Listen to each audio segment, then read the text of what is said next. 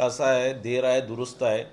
जी चूक म्हणजे जे कत्लेआम त्यावेळेस इंदिरा गांधीजींनी केलं होतं, ज्या मोठ्या प्रमाणात शीख बांधवांना संपूर्ण देशभरात त्यांना त्यांच्या हत्या करण्यात आल्या होत्या, त्यांना बेघर करण्यात आलं होतं. हे एक पाप जे काँग्रेसने केलं. निश्चितच राहुल गांधींनी त्याच्याबद्दल माफी मागितली. ही माफी मला असं वाटतं त्याच वेळेस जर मागितली असती तर बरं झालं असतं. किंवा राहुल गांधी ज्यावेळेस राहुल गांधींचं स्टेटमेंट वाचलं की त्यांनी सांगितलं त्यावेळेस मी राजकारणात नव्हतो, लहान होतो, पण ज्यावेळेस ते मोठे झाले, ज्यावेळेस ते राजकारणात आले, खासदार झाले, त्यावेळेस जर त्यांनी ही माफी मागितली असती तर निश्चितच त्याला स्वागत आम्ही केलं असतं. पण आज ज्यावेळेस त्यांना लक्षात आलं की काँग्रेसचं कुठेतरी अस्तित्व संपुष्टात येऊन राहिलं आहे, कुठेतरी देशात काँग्रेसच्या मोठ्या प्रमाणात गळती सुरू झालेली आहे, मोठ्या प्रमाणात लोक काँग्रेसवर नाराज आहे किंवा काँग्रेसमध्ये काम करायला तयार नाही आहे, त्या क्षणी आता म्हणजे त्यांच्या पडत्या काळात त्यांनी या प्रकारची माफी मागणं ही म्हणजे राजकीय पोळी शेकण्यासारखं आहे. आणि त्यांनी निश्चितच याचा राजकीय फायदा घेण्याचा ते प्रयत्न करतात आहे. या राहुल गांधींसारख्या नेत्यांनी या प्रकारची वागणूक करणे ही अपेक्षितच होती आणि म्हणून मी याचा निषेध करतो. हो, या वक्तव्याचा काँग्रेसला काही फायदा होईल? राहुल गांधीची प्रतिमा सुधारण्यास मदत होईल का असं काय वाटतं?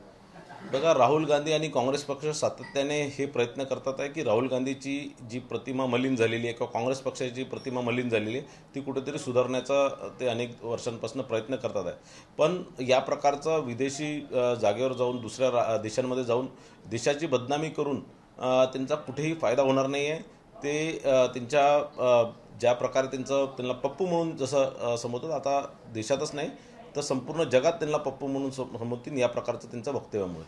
जरांगे पाटलांनी पुन्हा एकदा मुंबईला जाण्याचा इशारा दिलेला आहे. मराठा आरक्षणासाठी ते ठाम आहे. दुसऱ्या बाजूने आता केंद्र सरकारनं ओबीसीच्या जनगणनेचा म्हणजे जातीय जनगणनेचा निर्णय घेतलेला आहे. या दोन्ही स्थितीला कशा दृष्टीने पाहतो? बघा, आता जातीनिहाय जनगणना झाली म्हणजे घोषणा झालेली आहे आणि ते लवकरात लवकर होणार सुद्धा. त्यानंतर जरांगे पाटलासारख्या नेत्यांना माहीत पडून जाणार की कोणत्या जातीची किती लोकसंख्या आहे आणि निश्चितच ज्या प्रमाणात ज्या ज्या जाती आहेत त्या जातीला त्या आरक्षण असणार किंवा इतर सोयीसुविधा असणार, योजना असतील, ते लागू होणारच आहे. आणि मला असं वाटतं की जरांगेने आता कुठे घाई करू नये.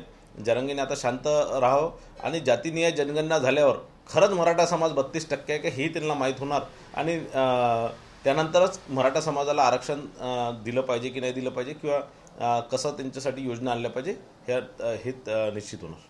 काँग्रेसचे प्रदेश अध्यक्ष हर्षवर्धन सपकाळ यांनी भाजपवर जोरदार हल्लाबोल केला आहे. भाजप ही काँग्रेसचे नेते खाणारी चेटकीन आहे अशा शब्दात त्यांनी केलं. बघा, असं आहे, स्वतःचं घर जे सांभाळू शकत नाही त्यांना काय शब्द वापरला पाहिजे आता मी काही या प्रकारचा शब्द वापरू शकणार नाही. पण हर्षवर्धन सपकाळ ज्यावेळेसपासून प्रदेशाध्यक्ष झाले ते सातत्याने या प्रकारचा काहीतरी स्टंटबाजी करण्याचा ते प्रयत्न करतात आहे.